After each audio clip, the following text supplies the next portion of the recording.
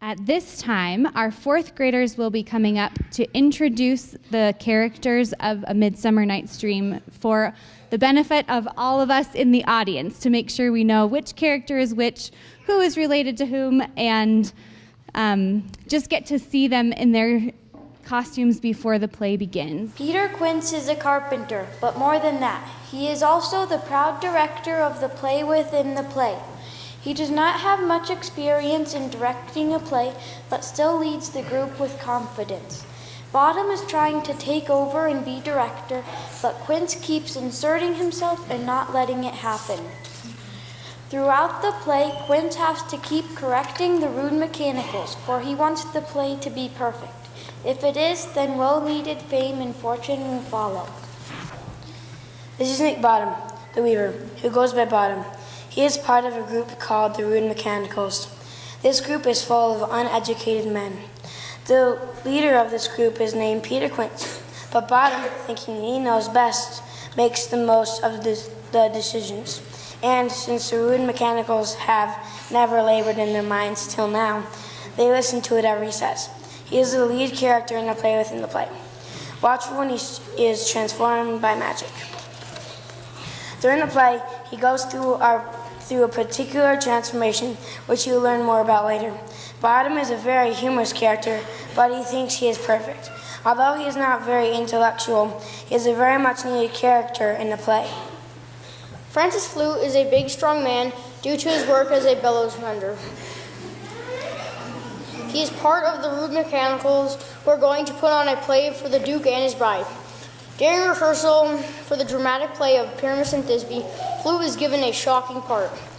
Flute is a tolerant fellow, ready to please the best he can, but he always attempts to let his voice be heard and ensure that his main lines are forthcoming. Tom Snout is a tinker who mends pots and pans. Tom is also a rude mechanical who travels around the land with other rude mechanicals, and they put on plays for kings and other royalty. He adores and is fascinated with Nick Bottom, the weaver. He thinks Nick Bottom is a great actor. Robin Starveling the tailor is a rude mechanical. He is participating in a play for the Duke of Athens, the Queen of the Amazons, and the Four Lovers, and he is worried that if they frighten the ladies, they will be hanged. Starveling is not the best actor, but he is up for the job. When he plays his part in the play, he follows his script to a fault. Snug the Joiner is a rude mechanical, trying to make some money by putting on a play for the king. He is somewhat shy, lacking in confidence, and appears meek in front of both peers and superiors. His role in the play, however, is the lion, which he could prove to be a challenge. Lysander is a young character who falls in love with the fair Hermia, but Aegeus, Hermia's mother, wants Demetrius to marry her. Because of this, Lysander is a rival to Demetrius. Lysander thinks he has as much a right to marry her as Demetrius. Watch closely as Lysander struggles through this love conflict. Demetrius is a rich and crazed lover. He loves Hermia, and although Lysander has Hermia's heart, Demetrius has the consent of Hermia's mother to marry her. Throughout the beginning of the play, he is very annoyed and angry at Helena, who loves him. He detests her in return. When something happens beyond the wit of man, Demetrius changes against his will. Hermia is a young woman who is short and fierce, is stuck in a love triangle. Her good friend Helena is also wrapped in the triangle, which brings conflict between them. Hermia and Lysander are in love. Demetrius is also in love with Hermia, but is not loved back. Hermia's mother, Aegeus, does not agree with their love and wants Demetrius and Hermia to get married. They give her only a couple of days to make up her mind, and if she doesn't, she will be sent to a nunnery where she will stay for the rest of her life. With all these complications, things become mixed up and soon bring harm to everyone involved. Helena is in love with Demetrius, but is not loved back. She is friends with Hermia and Lysander until Puck's magic tears their friendships apart. Helena is tall and fair with dark hair, but surprisingly does not have any suitors. She is lowly and desperate for love as she stalks her once good friends into the forest, dreaming of love like theirs. She was always left out until magic came into her life. Watch and see how she has changed. Theseus, the haughty Duke of Athens, has recently captured the Queen of the Amazons, and they are soon to be married against her will. Though she despises him, he desires her even more. Theseus is a condescending, arrogant character who thinks of himself without flaw. He is a prideful ruler whose arrogance steers the play. Aegis is the mother of Hermia.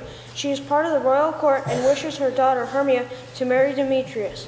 But Hermia has other ideas. Hermia wants to marry Lysander, but Aegis brings them to the Duke to have him force Hermia by the Athenian law to marry her mother's choice. Hippolyta, the queen of the Amazons, was defeated in her own land and now must live in Athens. Must be in Athens with Theseus, the Duke of Athens. She is much tougher than the Athenian maids. She also must live with the Duke and does not want anything to do with him. She is forced to marry. She will show her defiance through bitter and slightly sassy comments. Philostrate is the wise guide advisor to Duke Theseus and is well learned. She has many well thought out opinions, although no one listens to them.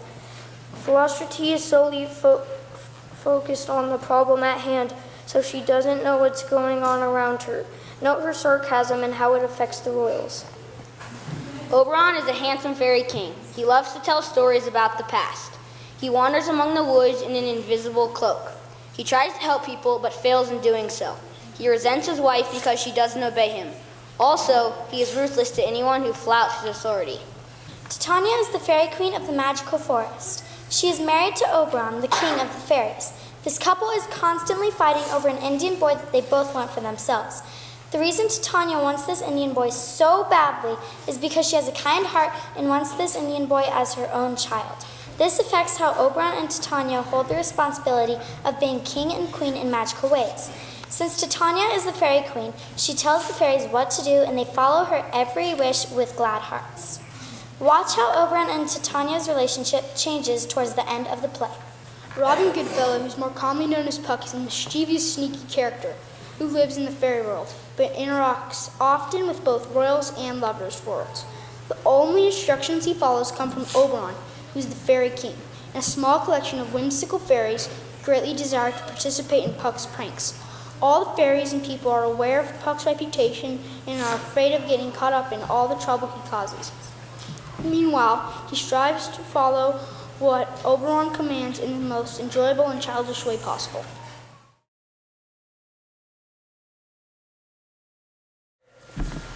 Now, the nuptial hour of Theseus and Hippolyta draws on apace. 4 happy days will bring in another moon. But oh, methinks, how slow this old moon waits. She lingers their desires like to a stepdame or a dowager, long withering out a young man's revenue. 4 days will quickly steep themselves in night. 4 nights will quickly dream away the time. And then the moon, like to a silver bow, new bent in heaven, shall behold the night of our solemnities. Go, Philostrate, stir up the Athenian youths to merriment, awake the pert and nimble spirit of mirth. Turn melancholy forces to funeral. The pale companion is not for our pomp. Theseus, our renowned Duke. Thanks, good Aegis. What's the news with thee? Full of vexation come I in complaint against my child, my daughter Hermia. Stand forth, Demetrius. My noble lords, this man hath my consent to marry her. Stand forth, Lysander. This man hath bewitched the bosom of my child. As she is mine, I may dispose of her, which will be either to Demetrius or to her death. What say you, fair maid? Be advised. Demetrius is a worthy gentleman. So is Lysander. In himself he is, but in this kind, wanting your parents' voice, the other must be held the worthier. My soul consents not to give sovereignty. Relent, sweet Hermia and Lysander, yield thy praise title to my certain right. You have her mother's love, Demetrius. Let me have Hermia's. Do you marry him? I'm beloved of Theseus, Hermia. Why should not I then prosecute my right? Demetrius, I'll vouch it to his head.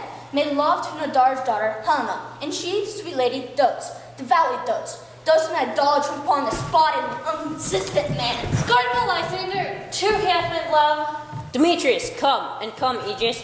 You will go with me. I have some private schooling for you both. And you, Hermia, look you arm yourself to fit your fancies to your mother's will.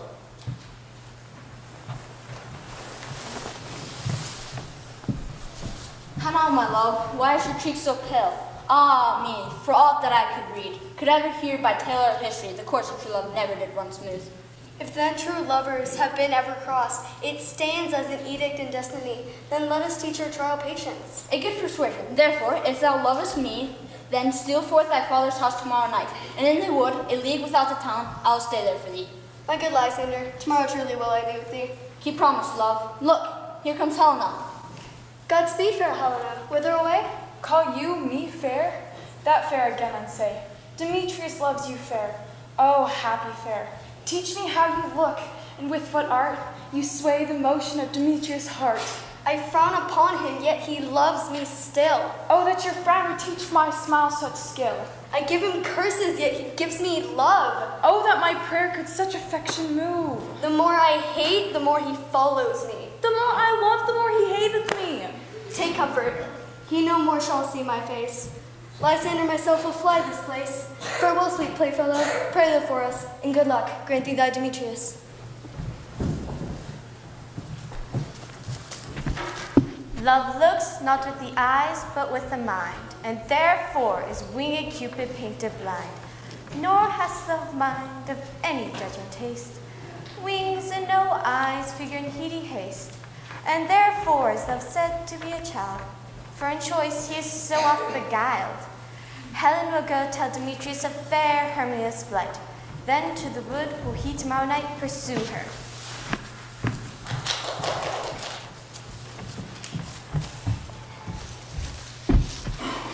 What hempen homespuns have we swaggering here? What, a play tour to honor mighty Theseus and his warrior bride? Ill-chosen boon. Here's the scroll of every man's name, just thought fit to all Athens, to plan our interlude for the Duke and Duchess on his wedding day at night.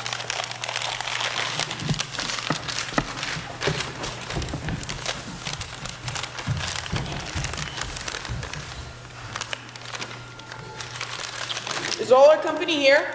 You were best to call them, generally, man by man, according to the script. First, good Peter Quince, say what the play treats on. Then, read the names of the actors, and so, growing to a point. Mary, our play is the most lamentable comedy, and most cruel death of Pyramus and Thisbe. A very good piece of work, I assure you. And Mary. Now, good Peter Quince, call forth your actors by the scroll. Masters, spread yourselves.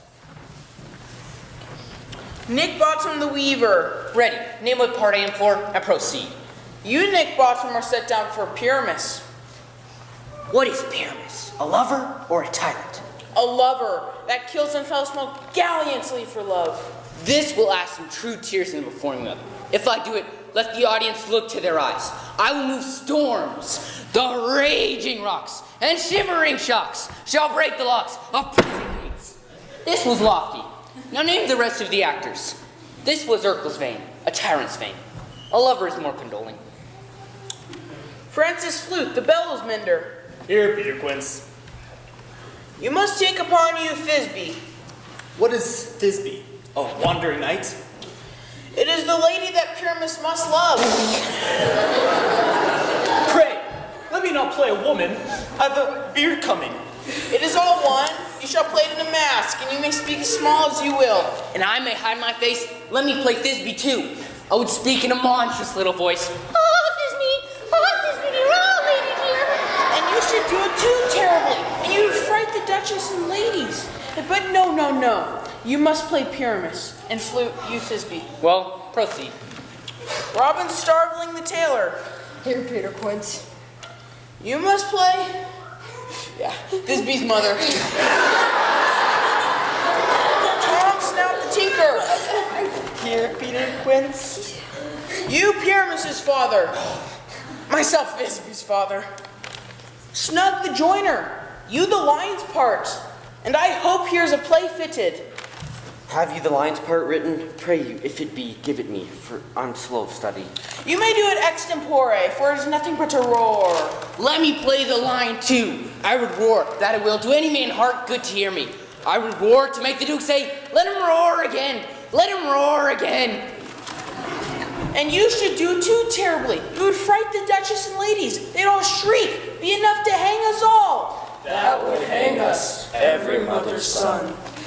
Masters, I grant you, if you should scare the ladies out of their wits, they would have no more discretion than to hang us. But I will aggravate my voice so that I will roar you as sweetly as a sucking dove. I will roar you as gently as a nightingale. You must play Pyramus, for Pyramus is a sweet-faced man, a proper man, as one should see on a summer's day, a most lovely, gentleman-like man. Therefore, you must needs play Pyramus. Well, I will undertake it. But masters, I am to entreat you, to request you, and to desire you, to con them by tomorrow night, and meet me in the palace wood a mile without the town, by moonlight. I pray, fail me not. We will meet, that we will. And there we will rehearse most obscenely and courageously. Masters, take pains. Be perfect. Adieu. How now, spirit? Whither wander you? Over hill, over dale. Through bush, through briar. Over park, over pale. Through flood, through fire. We do wander everywhere. Swifter than the moon's sphere. And we serve the fairy queen. She and all her elves from here and on. The king doth keep his revels here tonight. Take heed, the queen come not within his sight. Either I mistake your shape in making quite, or else you are that shrewd and knavish sprite called Robin Goodfellow. There are those that hobgoblin call you. And sweet Puck. You do their work, and they shall have good luck. Are you not he? Thou speakest right. I am that merry wanderer of the night. But room, fairies, here comes Oberon. Oh, met by moonlight, proud Tanya. What? Jealous? Oberon. Fairies, skip hence. I have forsworn his bed and company. Tarry, rash tongue, and not I thy lord? Then I must be thy lady. Why art thou here, come from the farthest steppe of India? But that forsooth the bouncing Amazon. Your warrior love to Theseus must be wedded, and you come to give their marriage joy and prosperity? How canst thus be ashamed, Tanya, knowing good to my court with Hippolyta, knowing I know thy love to Theseus? These are the forgeries of jealousy, and never since a middle summer spring met we on hill and dale, forest or mead. Therefore the winds piping to us in vain, as in revenge, have sucked up from the seas contagious fogs. The seasons alter, hoary-headed frosts fall in the fresh lap of the crimson rose. And this same progeny of evil comes from our debate, our dissension. We are their parents and originals. Do you amend it then? Or lies in you? Why should Tanya cause her Oberon? How long within this woods intend you stay? Perchance till after Theseus' wedding day. Fairies away, we shall chide downright if I longer stay. Well, go thy way, thou shalt not from this grove, till I torment thee for this injury.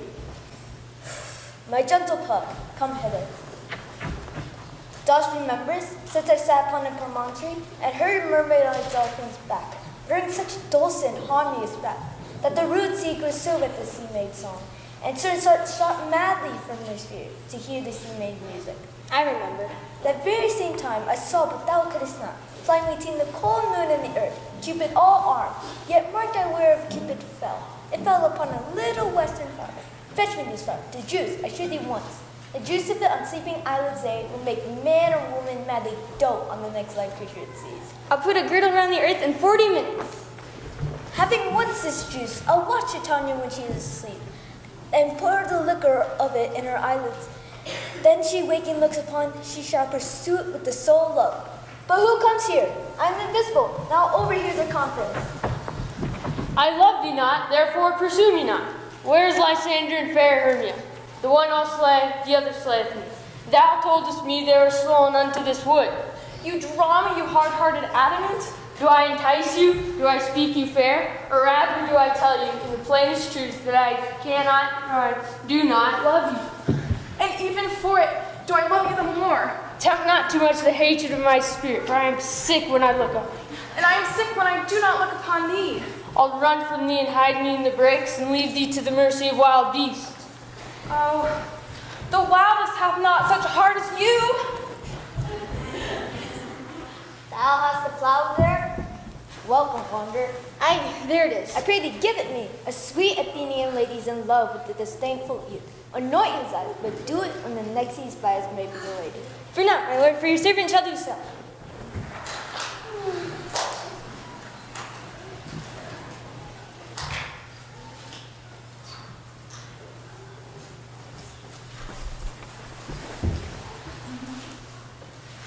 What thou seest when dost awake, do it for thy true love take. When thou wakest, it is thy dear, waking some bad thing is near.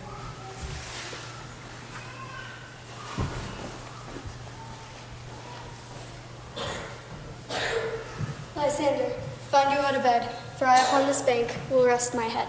Here's my bed. Sleep gives thee all his rest.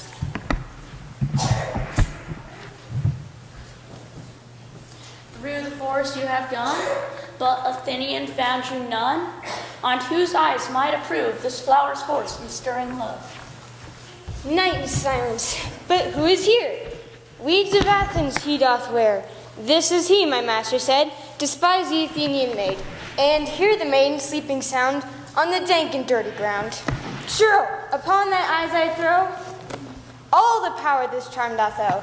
When thou wakest, let love forbid, sleep his seat on thy eyelid. So wake when I am gone, for I must now to Oberon. Oh, will thou doubts leave me? Do not so. Stay on thy peril. I alone will go. Oh, I am out of breath in this fond chase. But who is here? Lysander? On the ground? Dead or asleep? I see no blood, no wound. Lysander, if you live, good sir, awake! And run through fire, will for thy sweet sake, transparent Helena. Nature shows art, and through thy bosom I see thy heart. Where's Demetrius? How fitting wears that vile name to perish on my sword. Say not so, Lysander, say not so. Hermia loves you still, so be content. Content with Hermia? No, I do repent the tedious minutes I with her have spent. Not Hermia, but Helena I love, who will not change a raven for a dove. Wherefore was I to this keen mockery born? When at your hand did I deserve this scorn? But fare ye well. I thought ye a man of more gentleness. She sees not Hermia? Hermia, sleep thou there, and never mayest thou come Lysander near. And here, with all goodwill, with all my heart, to honor Helena and to be her knight. Lysander? What, removed? Lysander, Lord. What? Out of hearing? Gone? No sound, no word? Alack, speak, and if you hear? No?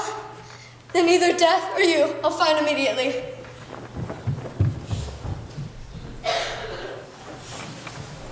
Are we all met? Pat, here's a marvelous convenient place for our rehearsal. Peter Quince. What sayest thou, bully bottom? There are things in this play of Pyramus and Thisbe, Pyramus, that will not please. First, Pyramus must draw a sword to kill himself. This the ladies cannot abide. How answer you that? Bile-Achenes, a perilous fear. I do not think so. Not a wilt. I have a device that'll make all things well. Write me a prologue, and make the prologue seem to say, we will do no harm with our swords, and that Pyramus does not die indeed. And for more better insurance, say that I, Pyramus, am not actually Pyramus, but am Bottom the Weaver. This will put their minds at ease. Very well, we'll have such a prologue. Will not the ladies be afeard of the lion?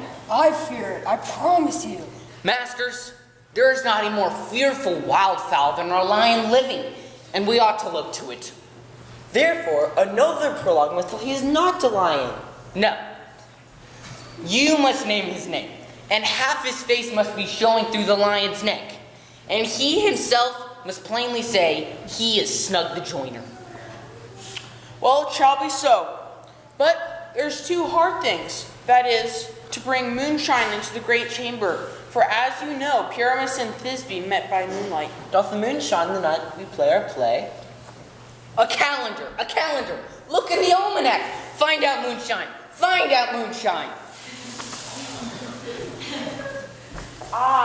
Or else one must come in with a bush of thorns and a lanthorn and say he comes to disfigure or to represent the person of moonshine. There's another thing, that is, to bring a wall into the great chamber. For, says the story, Pyramus and Thisbe did talk through a chink of the wall. You can never bring in a wall. What say you, Bottom? Some man or other must represent wall, and let us give him some plaster to represent wall. And he'll hold his fingers thus to represent chink. And through that chink, Pyramus and Thisbe will whisper. Well, if that may be, then all is well. Come, sit down, every mother's son, and rehearse your parts. Pyramus, you begin.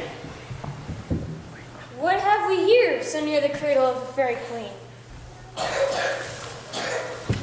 Pyramus, begin. Thisbe, stand forth. The flowers of odious savor sweet. Odors savor sweet. And so hath thy breath, my dearest Thisbe dear. But hark, a voice. But stay here a while, and by and by I will appear to thee. A stranger Pyramus never played here. Must I speak now? Aye, marry, must you. For you must understand he goes but to see a noise that he has heard, and to come again. Most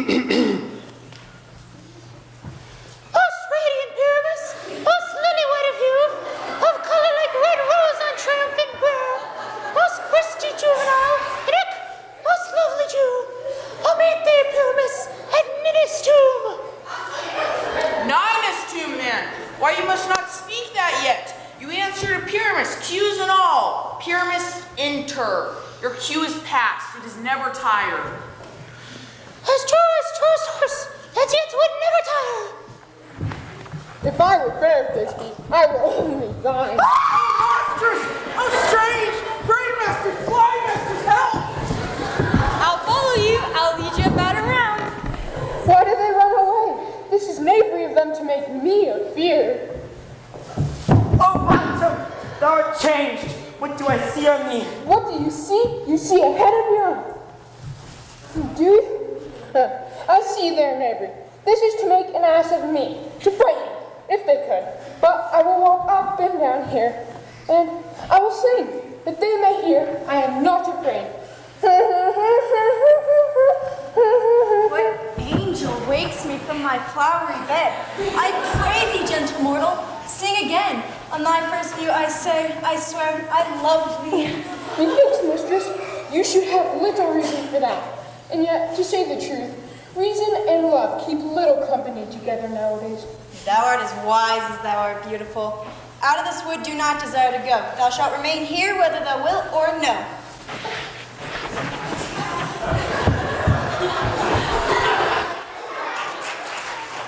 I wondered to Tanya be away, and what's the next thing that came in her eyes, which she most dote on an extremity. Here comes my messenger. How now, Mesmer? What night will this haunted grow? My mistress with the monster is in love, and ass is no I fixed upon his head. It came to pass, so Titania waked and straightway loved an ass. This falls all by a device, but have you yet latched Diddy in his eyes with the luxuries as I did bid thee do? I took him sleeping. That is finished too. This is the same Athenian. This is the woman, but this not the man. Well, why rebuke you him that loves you so? Lay breath so bitter on your foe. Now I but tried, but I should use thee worse. For thou, I fear, hast given me cause to curse. If thou hast slain Lysander in his sleep, where is he? You spend your passion on a misread mood. I am not guilty of Lysander's blood, nor is he dead, for aught that I can tell. I pray thee, tell me then that he is well. And if I could, what privilege should I get therefore? Privilege never see me more. There is no falling her in this fierce fame. Here, therefore, for a while I will remain.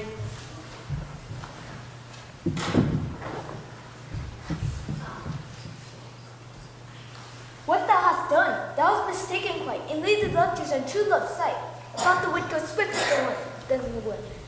And Helena of Athens, look thou find by some illusion thou bring her here. I'll charm her sides again she do appear. For not, my lord, for your servant shall do so.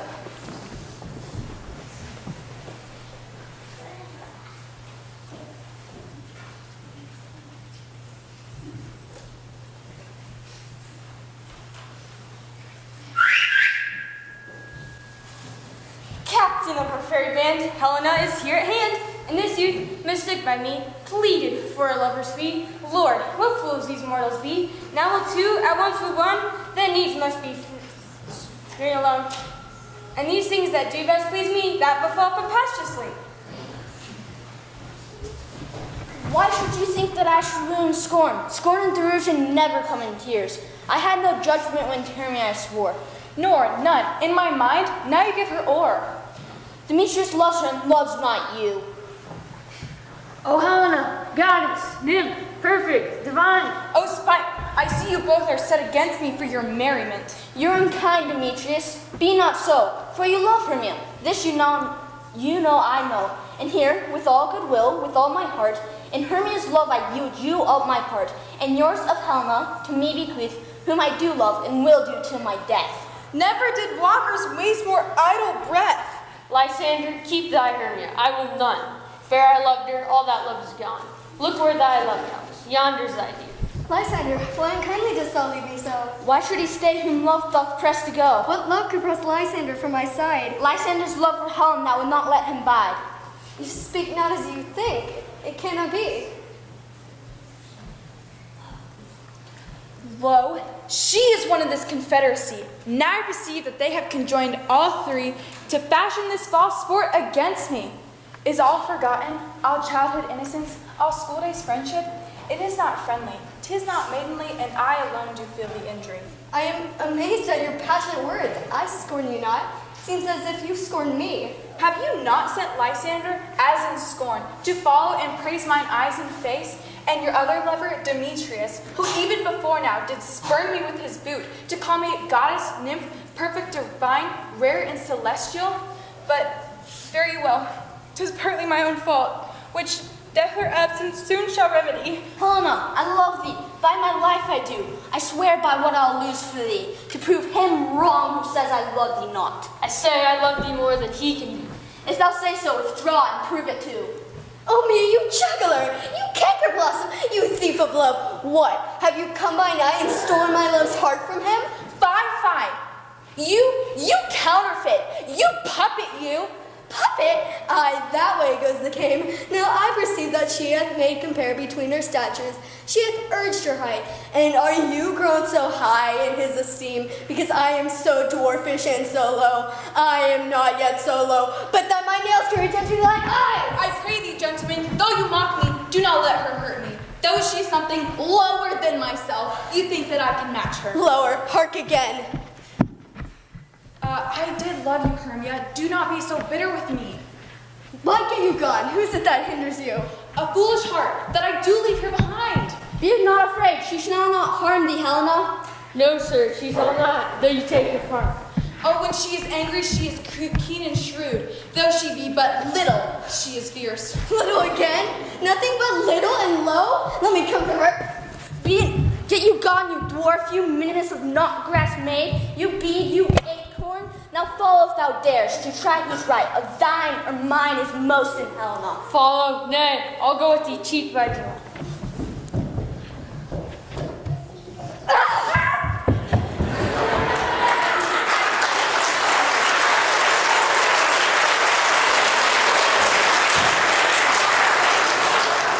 This is thy negligence.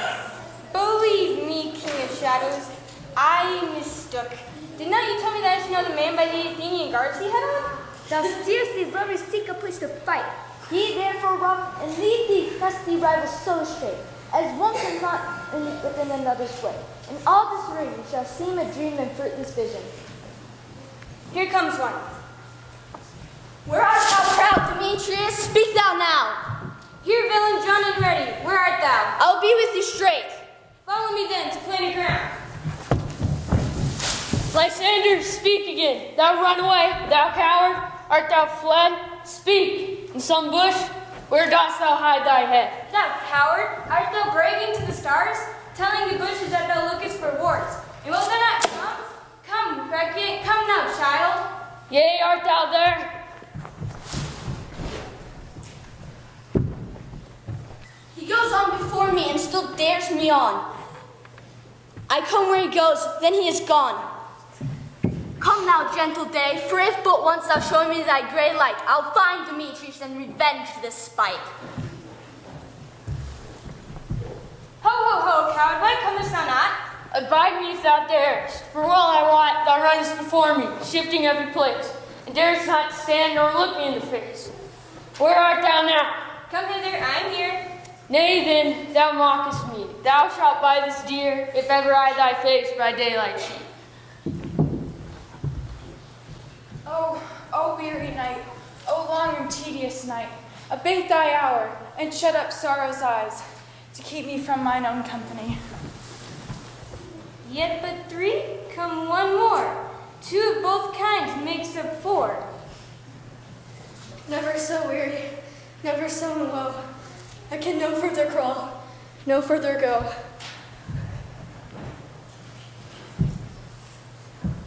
On the ground, sleep sound. I'll apply to your eye gentle of a remedy.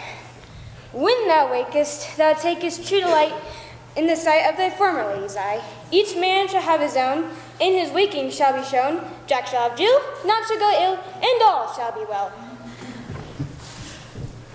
What, wilt thou hear some music, my sweet love?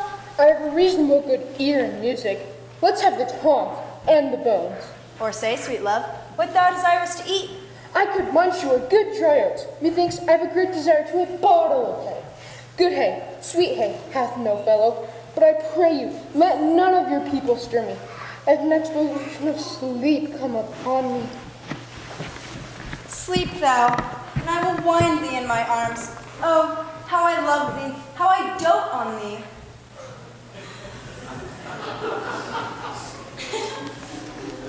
Welcome, good Rob. Thou seest this sweet sight. Her daughter shall I do begin to pity.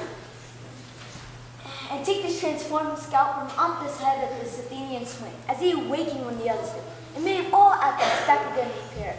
I think no more does the night's accent, but as a fierce vexation of it. But first, I'll at least the fairy tale. My Oberon, what visions have I seen? Methought I was There never... lies my love. How came these things to pass? Oh, how mine eyes do loathe his visage now. Puck, take off this head.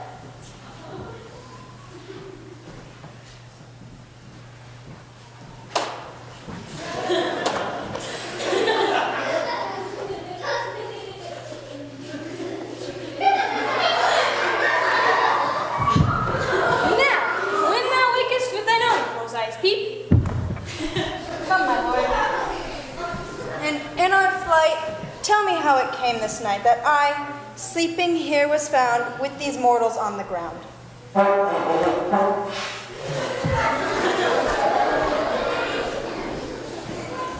Soft, what nymphs are these? My lord, this is my daughter here asleep, and this Lysander, and this Demetrius is, and this Helena, only daughter's Helena. I wonder at them being here together. But speak, Aegis, is this not the day that Hermes gave answer of her choice? It is. Good morrow, friends. I pray you all, stand up. I know you two are rival enemies. How goes this gentle concord in the world? That hatred is so far from jealousy, to sleep by hate and fear no enmity. My lord, I cannot truly say how I came here. Enough, you have seen enough. I beg the law upon his head. They would have stolen away, they would, Demetrius. Therefore, they would have defeated you and me. True, my lord, they would have. But fair Helena told me of their stealth, and I in fury hither followed them. Fair Helena in fancy following me. But, my good lord, I wot not by what power, but by some power it is. My love to Hermia melted as the snow, and the object and pleasure of mine eye is only Helena. Fair lovers, we are fortunately met. Of this discourse we more will hear anon. And you, Aegeus, I will overbear your will, for in the temple by and by these couples will be eternally knit.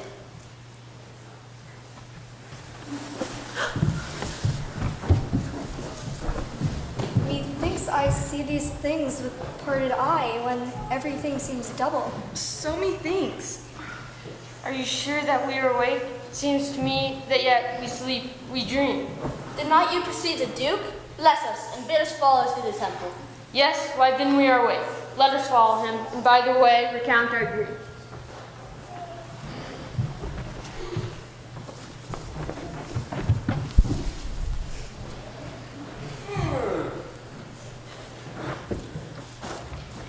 When my cue comes, call me, and I will answer, what? Friends gone and left me sleeping? I have had a dream. Past the wit of man to say what dream this was. Man is but an ass if he goes about to expound this dream. I will get Peter Quince to write a ballad of this dream. It shall be called Bottom's Dream, because it hath no bottom.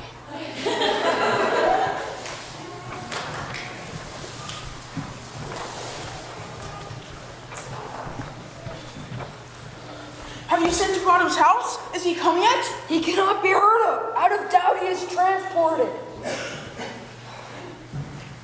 If he come not, then the play is marred. It goes not forward, doth it? It cannot. There is not a man in all Athens able to discharge Pyramus but he. He just simply hath the best wits of any handicraft man in Athens. Yeah, and the best person too. He's a very parlour for a sweet voice. You must say paragon. A paramour is, God bless us, the thing of naught. Where are these lads? Worthy hearts! Oh, Bottom! Almost courageous day! Almost happy hour! Masters, I'm to discourse wonders. Let us hear, sweet Bottom. All that I will tell you, if the Duke hath dined, no more words. Away, go away!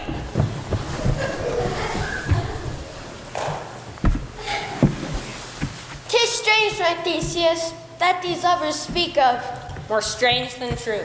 Lovers and madmen have such seething brains, such shaping fantasies that apprehend more than cool reason ever comprehends. The madman, the lover, and the poet all compact, sees Helen's beauty in a brow of Egypt. That is the madman. The lover all is frantic. One sees more devils than vast hell can hold. The madman, in fine frenzy rolling, doth glance from heaven to earth, from earth to heaven. And as imagination bodies forth the forms of things unknown, the poet's pen, and turns them to shapes and gives to airy nothing a local habitation and a name. Such tricks have strong imagination. But all the story of the night told over, and all their minds transfigured so together. More witnesses than fancies images, and grows to something of great constancy, however strange and admirable. Here come the lovers, full of joy and mirth. What masks, what dances shall we have? Where is our usual manager of mirth? What revels are in hand? Call philosophy. Here, mighty Theseus. A tedious brief scene of young Pyramus and his love Thisbe. Very tragical mirth, merry and tragical, tedious and brief. That is, hot ice and wondrous strange snow. How shall we find the concord of this discord? A play there is, my lord, some 10 lines long, which is as brief as I have known a play. But, my lord, by 10 lines, it is too long, which makes it tedious, for all in the play there is not one word apt, one player fitted. And tragical, my noble lord, it is, where Pyramus therein doth kill himself, which, I must confess, when I saw rehearsed, made mine eyes water, but more than merry tears, the passion of loud laughter never shed. What are they that do play it? Hard-handed men that work in Athens here, that never doth labored in their minds till now. We will hear this. No, no, my lord, it is not for you, for I have seen it rehearsed, and there is nothing in the world, unless you can find some sport in their intents, extremely stretched and conned with cruel pain to do you service. I will hear this play, for never anything can be amiss when simpleness and duty tender. I love not to see wretchedness or charge, and in his duty service perishing. Why, gentle sweet, you will see no such thing. He says they can do nothing in this kind. The kind are we to give them thanks for nothing. Our sport shall be to take what they mistake, and what poor duty cannot do, noble respect takes it in might, not merit. So please, your grace, the prologue is addressed.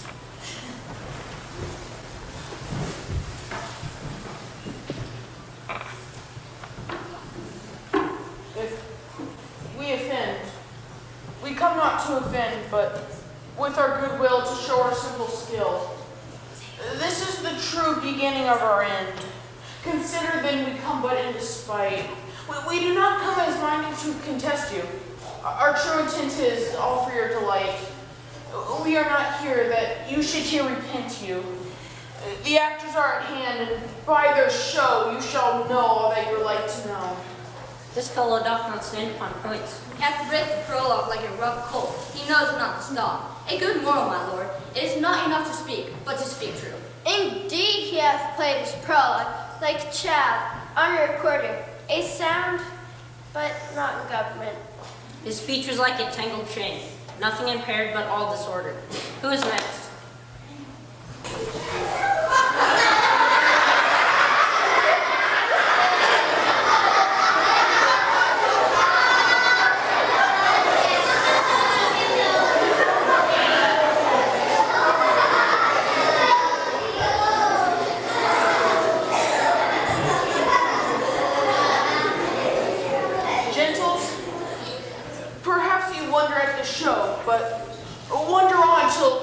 all things plain.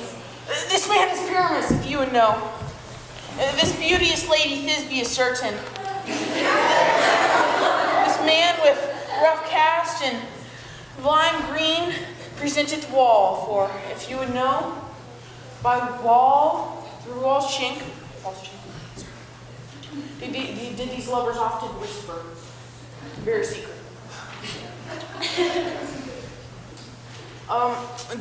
This man with lanthorn, dog, and bush of thorn presented moonshine, for if you would know by moonshine did these lovers think no scorn. To meet Ninus' tomb and there to woo, this grisly beast flying height by name.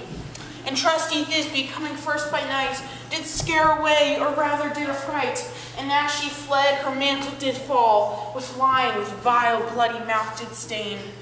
Anon comes Pyramus, sweet youth and tall, and finds his trusty Thisbe's mantle slain, whereas with bloody, blameful blade, brave approaches boiling, bloody breast, and Thisbe, tearing in mulberry shade, his dagger drew and died for all the rest. Let lion, moonshine, wall, and lovers twain at larger discourse while they do remain. I wonder if the lion be to speak. No wonder, my lord. One lion may what many asses do. In this same interlude doth befall that I, one snout by name, doth present a wall. In such a wall, as I would have you think, that in it a craned hole or chink, through which the lovers, Pyramus and Thisbe, did whisper often, very secretly. This loom, this rough cast, this stone doth show, that I am that same wall. The truth is so, and the curtain is right and sinister, through which the lovers are to whisper. You desire Lyman here to speak better? It is the wittiest partition that ever I heard discourse, my lord. Silence. Pyramus draws near the wall. Oh, grim look, night. Oh, night with you so black. Oh, night, whichever art, when day is not. Oh, night, alack, alack, alack. I fear my Thisbe's promise is forgot. That wall, oh sweet, a lovely wall, which standeth between her father's ground and mine. That wall, oh lovely wall, show me thy chink to blink through with mine eye. Thanks, courteous wall, Jove shield thee well for this. What see I? No Thisbe do I see. Oh, wicked wall, which show me no bliss. Cursed be thy stones which have deceived me. The wall, methinks, being sensible, should curse again. No, indeed, sure, he should not. Deceiving me is Thisbe's cue. She should enter now. You shall see, it shall fall pat as I told you. Yonder she comes.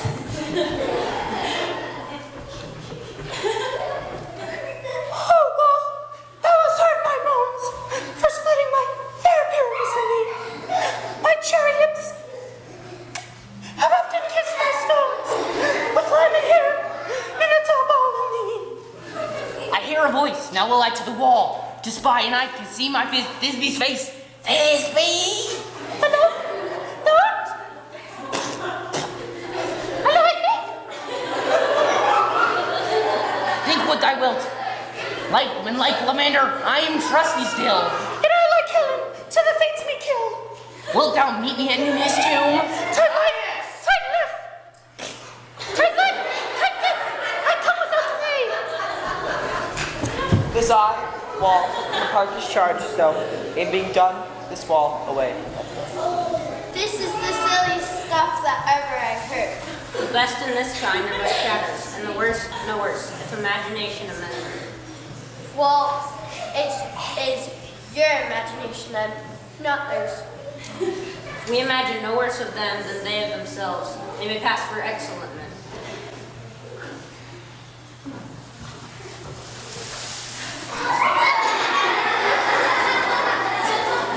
You, ladies, you whose gentle hearts do fear the smallest monstrous mouse that creeps on floor, may not perchance both quake and tremble here when lion rough in wildest rage doth roar. Then know that I, once snug the joiner, am a lion fell, nor else no lion's dam. For if I were as pity come and strife into this place, twere pity on my life. A very gentle beast, of a good conscience. This lion is very fox for his valor. True, and a goose for his discretion. This lantern doth the horn moon present. Myself, the man in the moon. This is the greatest error of all the rest. The man should be put in the lantern. How else is he the man in the moon? He dares not come there for the candle. I am aware of this moon. Would he would change. It appears by his slow light of discretion that he is in the land. Proceed, moon. Peter Quint. Speak, man. Well, all that I think I was supposed to tell you was that this lantern is the moon, and myself, the man in the moon, and this thorn bush, my thorn bush, and where's my? Oh, and this dog, my dog. Why, all this should be in the lanthorn for all these are in the moon. But silence, here comes Theseus.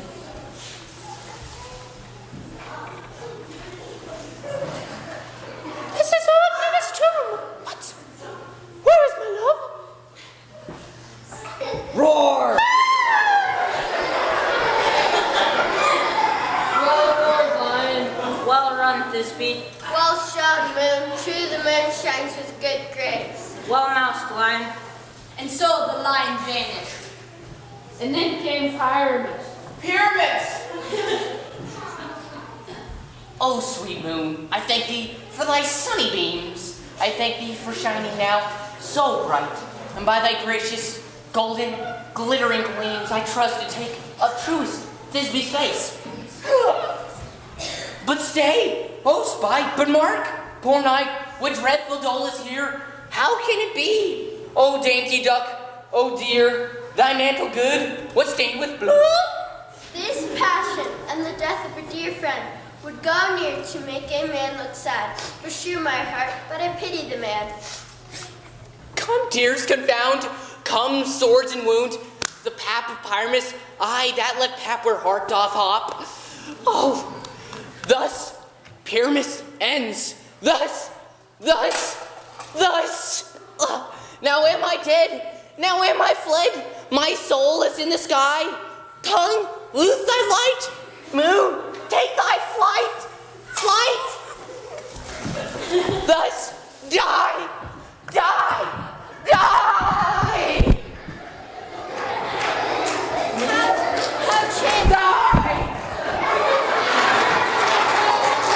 How chance moonshine is gone before Thisbe comes back and finds her lover. She will find him by starlight, and here she comes, and her passion ends the play. Methinks you should not use such a long one for such a Pyramus. I hope she will be brief. Which Pyramus, which Thisbe is the better? He for a man, God warned. She for a woman, God blessed. She has spied him already with those sweet eyes. Asleep? My love? What? Dead my gun? Oh, Pyramus, arise! Speak! Quite dumb. The truth must cover thy sweet eyes.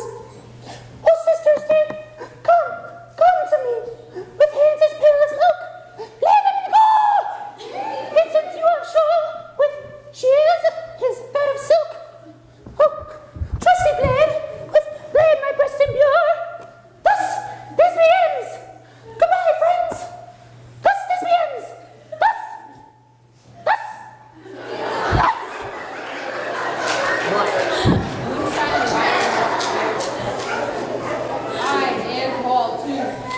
No, I assure you, the wall is down that part of their fathers. No epilogue, I pray you, for your play needs no excuse. Lovers, to bed, 'tis almost fairy time. I fear we shall outsleep the coming morn as much as we this night have overwatched. Sweet friends, to bed.